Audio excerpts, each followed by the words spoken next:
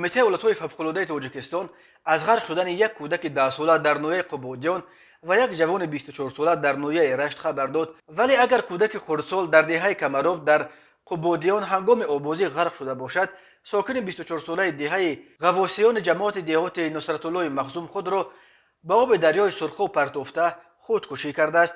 بنا به معلومات سردار شورای کمیته ولایت‌های فوق‌العاده در نویه رشت روز 12 سپتامبر سال 2022 تخمینا ساعت 07:05 دقیقه یک ساکن 24 ساله دهه غواصیان جماعت دیهات نصرت الله مخزوم خود را در دریای سرخاب غرق کرد. کارهای جستجویی در جای حادثه 2 روز ادامه داشتند. بالاخره روز 14 سپتامبر جسد این جوان را 9 کیلومتر پایین‌تر از جای حادثه پیدا کرده به مقامات حفظ حقوق سپردند. سبب دست به جان خود زدن این جوان معلوم نیست.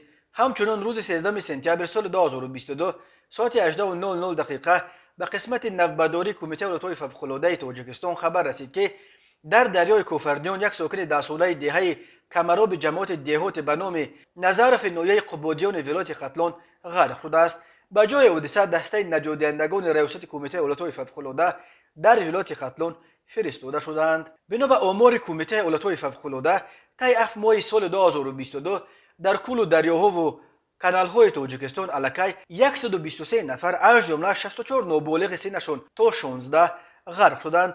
سال گذشته در تاجیکستان 155 نفر از جمله 75 کودک غرق شده بود. هر سال در تاجیکستان تا 600 خودکشی و قصد خودکشی ثبت می شود.